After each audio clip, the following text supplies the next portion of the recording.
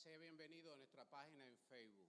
Como quiera que hemos anunciado a través de nuestra página Casa de Iberoamérica, hoy estaremos hablando de la vigencia del pensamiento de José Manuel Guarch del Monte, Recuerdos de Familia, a 91 años de su natalicio. Pero para ello hemos invitado a que nos acompañe en la mañana de hoy al cuarteto Opus, con el tema Alma con Alma, del músico holguinero Juanito Márquez. Sea bienvenido. Buenos días.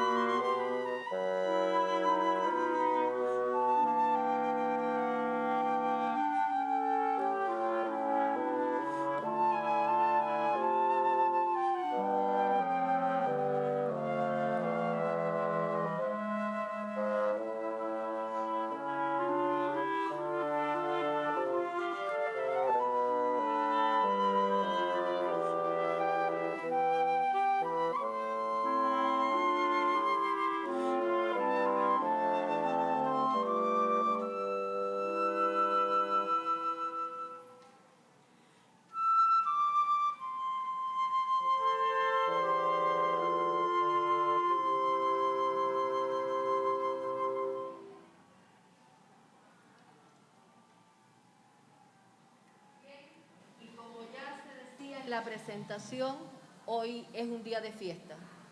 Y es fiesta porque llegó a este mundo hace 91 años el doctor en ciencias José Manuel Guarch. Esa persona increíble que nos dejó una impronta sobre la cual hoy queremos reflexionar.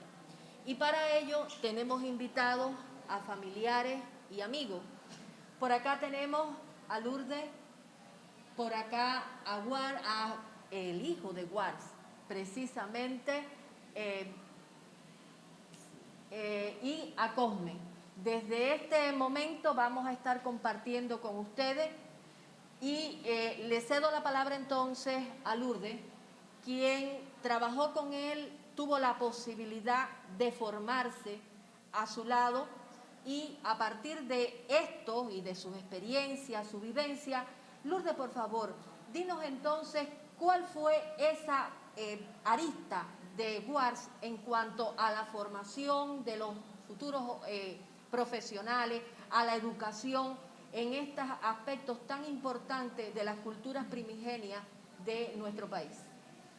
Sí, buenos días. Desde la formación del grupo de trabajo de arqueología, cuando José Manuel Guarch se traslada a Holguín, él tuvo una clara idea de cómo él quería conformar las investigaciones arqueológicas aquí en nuestra zona tan rica en patrimonio arqueológico. Para ello pensó en una arqueología donde se tocaban todos los temas de la naturaleza. Para ello se necesitaban geógrafos, geólogos, químicos, historiadores por supuesto también para el estudio de estos temas. De manera que en la década de los 80 él comenzó a fortalecer este grupo de trabajo e incorporó jóvenes recién graduados de algunas de estas especialidades, donde tuvo puso mucho ahínco en su formación. Así entraron geógrafos, informáticos, es decir, químicos, un equipo multidisciplinario. Biólogos también, fue mi caso. Y bueno, puso mucho interés en la formación como investigadores de esas nuevas generaciones que formarían lo que hoy es el Departamento de Arqueología.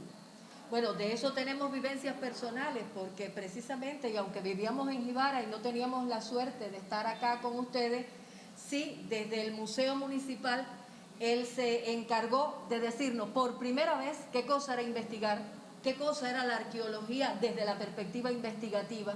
Y tenemos vivencias muy lindas en relación a esta manera en que él se dirigía a los jóvenes, confiaba en los jóvenes y en los jóvenes asentó también su legado.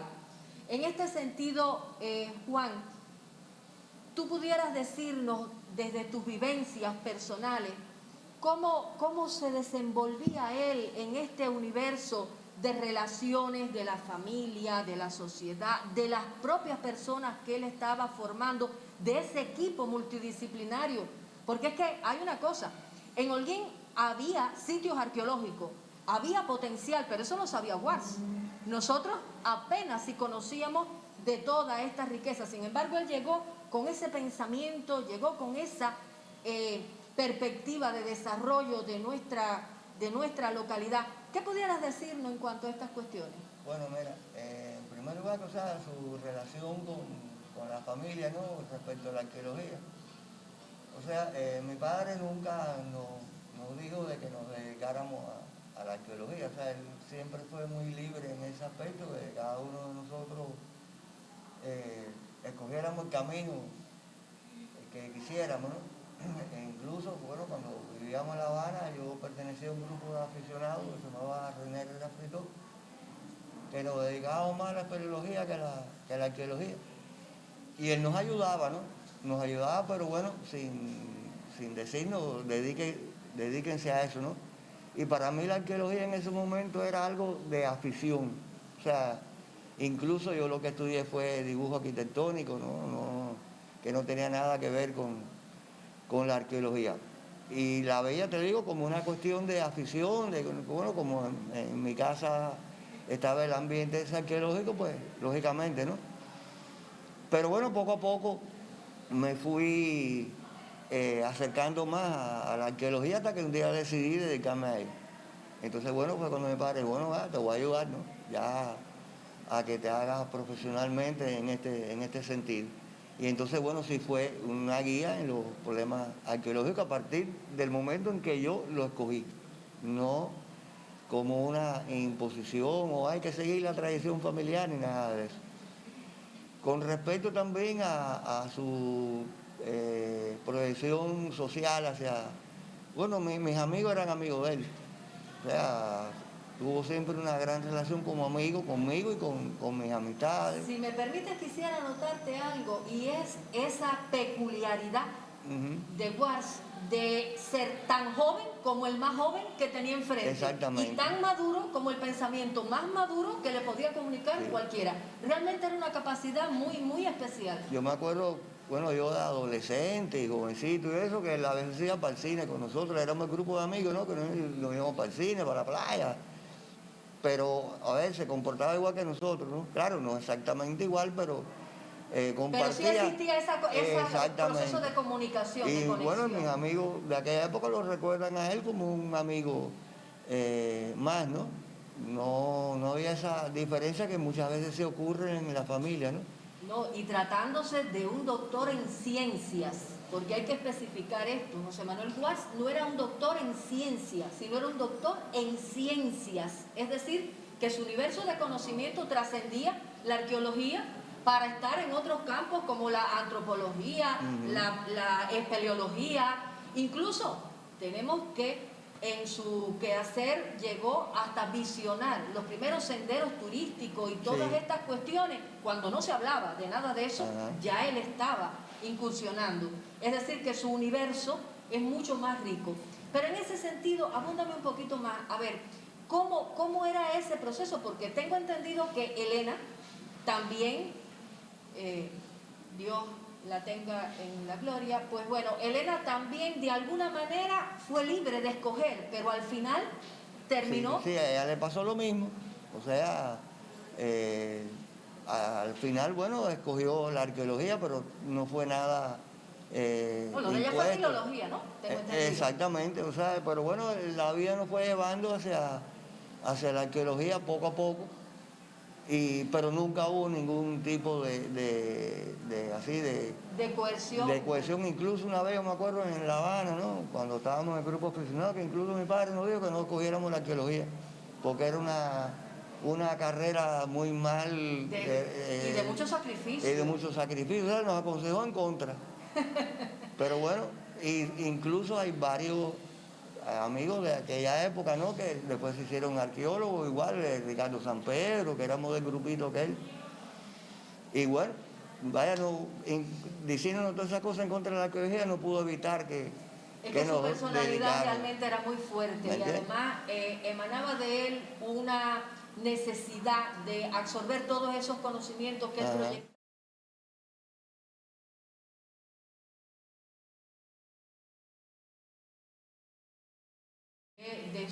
De su profesión y también de la vida en todos sus matices. En este aspecto quisiéramos saber si Cosme, ¿tuvieras algo más que agregar?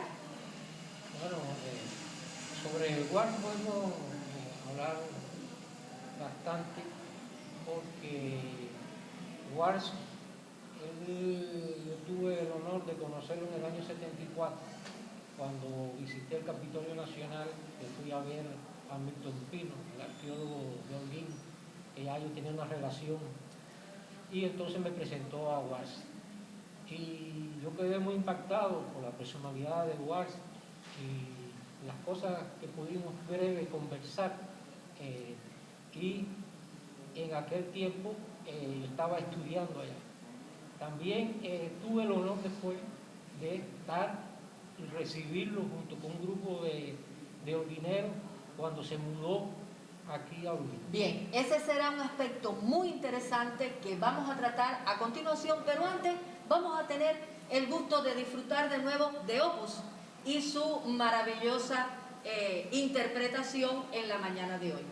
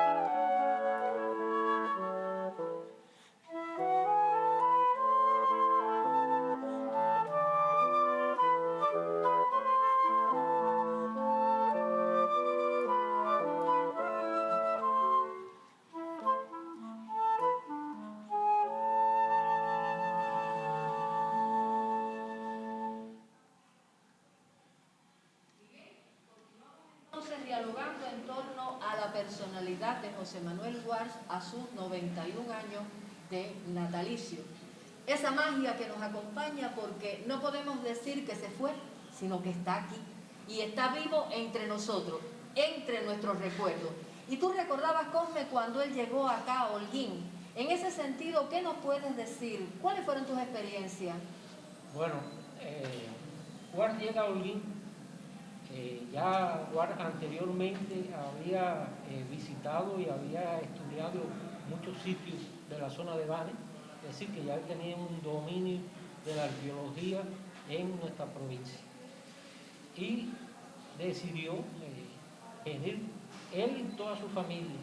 En aquel momento vino Alejandro y vino Elena y su esposa Caridad Rodríguez, que desde los años 40 que lo conoció en Camagüey, se unió a él, fueron novios, después se casaron y constituyeron en Camagüey el grupo Yarabey, dedicado a la arqueología y otras ciencias y a la tecnología.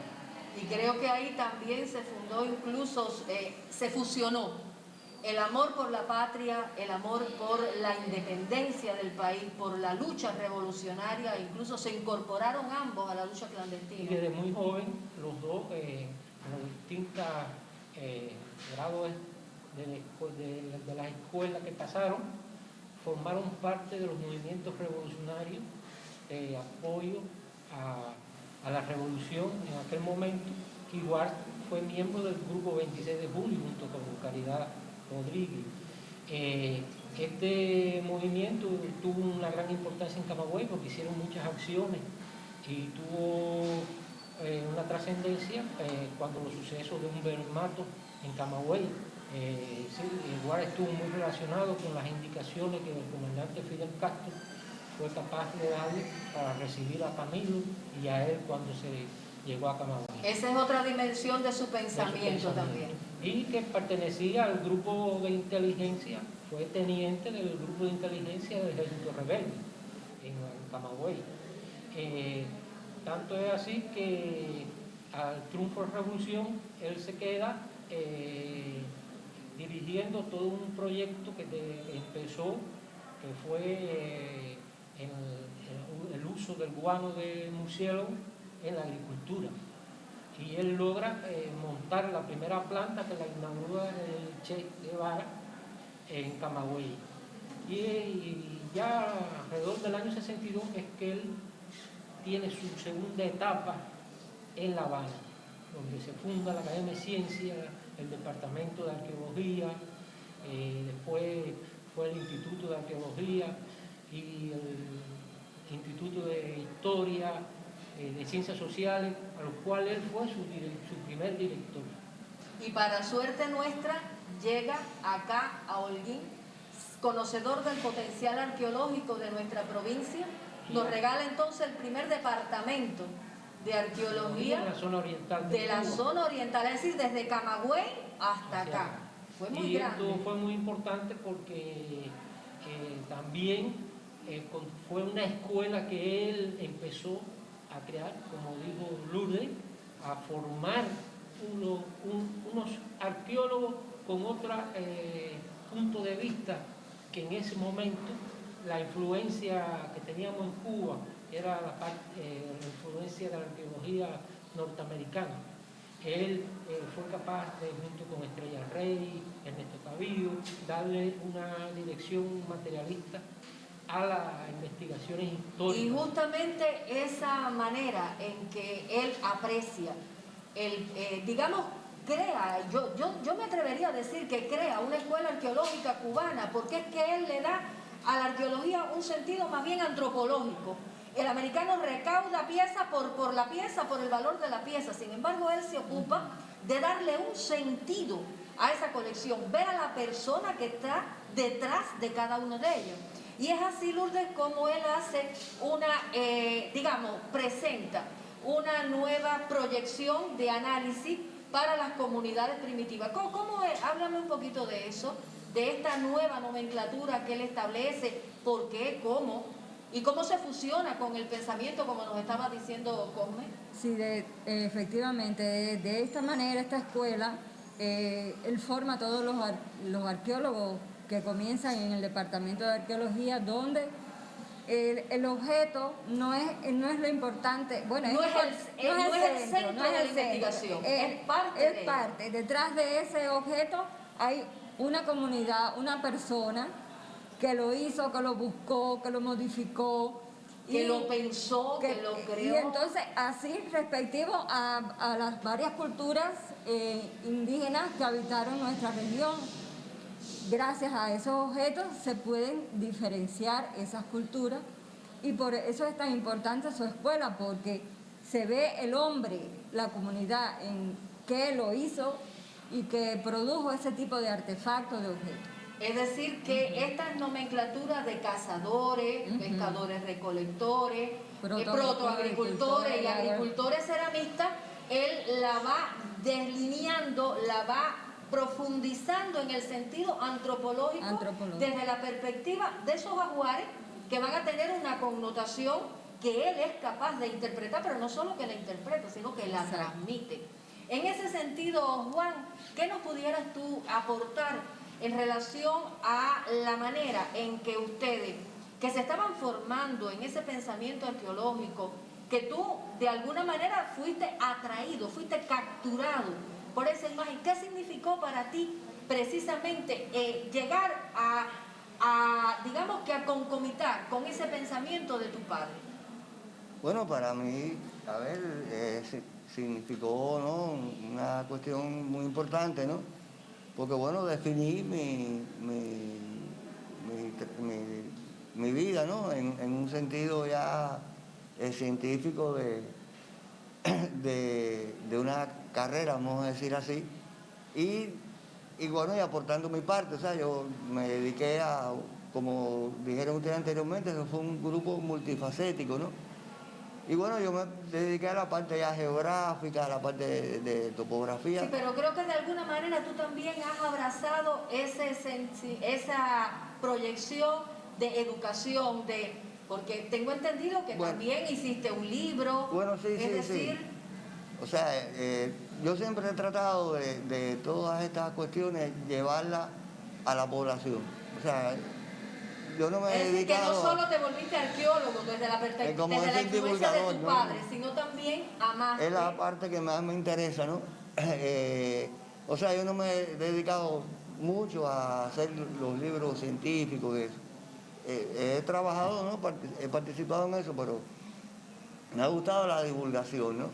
O sea, dar esos conocimientos para que lo entienda la población a través de escritos, de cosas, o sea, de una forma divulgativa, que es lo que más he desarrollado. Bien, como ven, es tanto lo que hay que abundar, tanto lo que hay que hacer. Cosme, cuántas cosas se nos quedan en el tintero. Creo que esto da para otros encuentros, otras reflexiones, que otros espacios la casa nos ha de brindar. Vamos entonces a escuchar de nuevo a Opus y sus bellas melodías.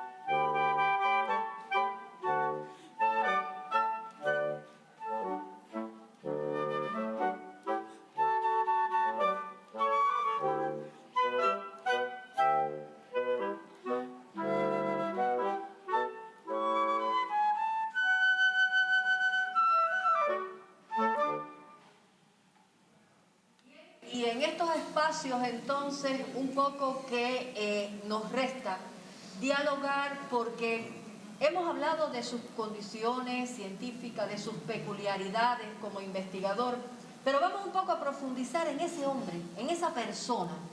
Y para eso te preguntaría de nuevo, Lourdes, para ti, ¿qué fue llegar a esta familia? Fue muy importante en mi formación, porque desde mi primer encuentro con ellos siempre vi un ambiente de disciplina, de rigurosidad. Ya cuando me incorporo a trabajar, eso era lo que primaba en el departamento. Mucha exigencia con la familia en primer lugar y con todos los demás trabajadores, pero muy riguroso, muy ético. Y eso fue muy importante en mi formación especialmente, y yo creo que de todos en el departamento. Bueno, hay algo, y es que a veces los padres no aceptan un poco a las nueras, en esa condición de nuera. ¿Cómo? Sí, No. porque tú sabes que eso de nuera quiere decir que no era la que yo quería, era otra. Entonces, como nuera, ¿cómo te acogió? Ya llevaba un tiempo trabajando en el departamento y después, bueno, nos enamoramos Juan y yo, pero él fue muy receptivo, me aconsejaba en cuanto a mi especialidad y bueno, fue flexible en cuanto a los caminos que tuve que coger, porque empecé como, según su interés, como palinóloga, cuestión que no pude desarrollar por la tecnología, pero sí me derivé dentro de mi especialidad y él me ayudó mucho. Y como familia también fue muy Pasaste bien a todo. formar parte De la como familia, una hija más. como una hija más, sí, sí. Ese era uno de los aspectos más especiales de la personalidad de este Sí, gran hombre. sí, sí. ¿Qué recuerdo, qué anécdota pudieras tú compartir con nosotros de tu padre? De esa persona que para nosotros un poco es ese hombre excelso, esa figura connotada, pero para ti era tu papá. Ese papá que todos tenemos y que queremos de manera especial. Bueno, lo que te puedo decir es que de mi niñez, ¿no? O sea, mi padre fue una persona que se acercó mucho a nosotros, a mí, a mis hermanos, ¿no? O sea, jugaba mucho con nosotros, siempre, o sea, nos llevaba a parques infantiles, o sea, tenía una relación como padre muy estrecha, ¿no? Incluso ya en cuestiones, ya yo jovencito, que la música, que los Beatles, que toda esa serie de cosas que en muchos lugares eran, él no, al contrario. O sea, siempre nos entendió y compartió todas nuestras cuestiones de la vida que no tenían nada que ver con la y profesión. Y si Alejandro, ¿no? Y tú discutían, entonces, bueno, ¿a favor de quién estaba? No, Alejandro y yo no era muy raro que discutiéramos porque teníamos más o menos la misma... nos poníamos de acuerdo para hacer la maldad, ¿no? Ya. Cogíamos el castigo los dos. Entonces los dos tenían que sufrir las consecuencias. Sí, las consecuencias. Ajá. Mi hermana era mucho más pequeña, ¿no? Claro. No participaba de esas cuestiones.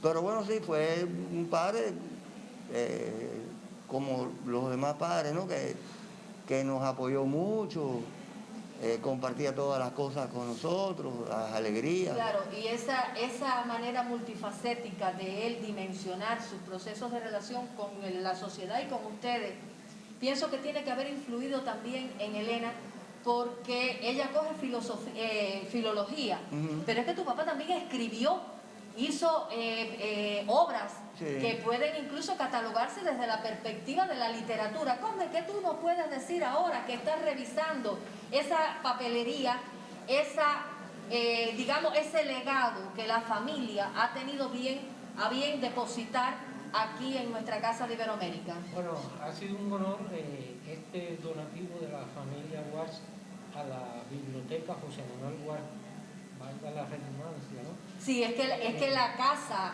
atesora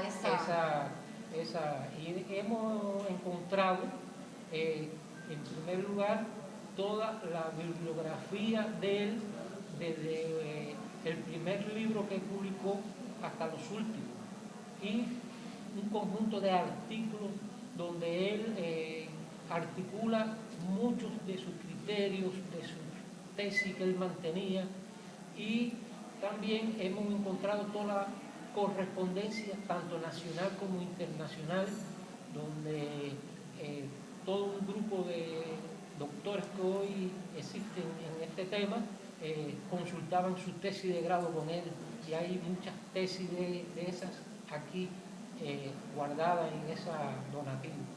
También todos los diplomas, todos los reconocimientos que recibió en vida, y también es muy importante que está la historia de él en los distintos momentos, es decir, hay documentos en su etapa en Camagüey, en su etapa en La Habana y en Holguín.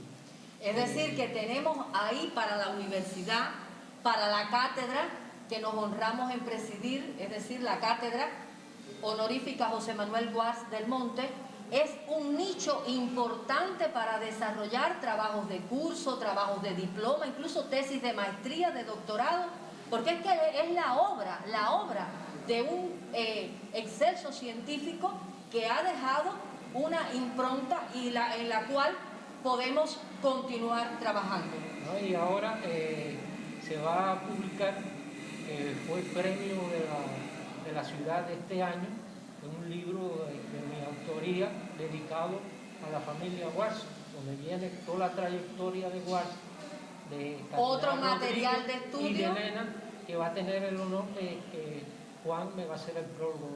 Qué bien, muy buenas nuevas entonces para nuestra comunidad científica, para nuestros estudiantes, y qué bueno haber compartido en esta mañana de hoy con Lourdes Pérez, Juan Guards y Cosme Casal, especialistas, investigadores, pero también familiares, amigos, que junto a todo el pueblo de Holguín, y yo diría, me atrevería mucho más a decir, de Cuba, festejamos hoy el 91 cumpleaños de esa personalidad que es José Manuel Guards del Monte, porque de él siempre tendremos que hablar en presente. Muchas gracias por el espacio. Gracias a la doctora Nuris Balcarce por este acercamiento al pensamiento, a la vigencia y el pensamiento del doctor José Manuel Guards del Monte, quien fue el primer director que tuvo esta Casa de Iberoamérica en el año 1993. De ello, bueno, se ha hablado en la mañana de hoy. Nuris decía ahorita, la casa recibió todo un donativo de documentos, libros, cosas personales del doctor José Manuel Guards del Monte. Y por qué no decir que su nieto es una de las personas que nos acompaña en esta transmisión a través de Ángulo Ancho. Tenga usted un buen día y los invito a que continuemos disfrutando de la actuación del cuarteto Opus aquí desde la Casa de Iberoamérica. Nos vemos próximamente.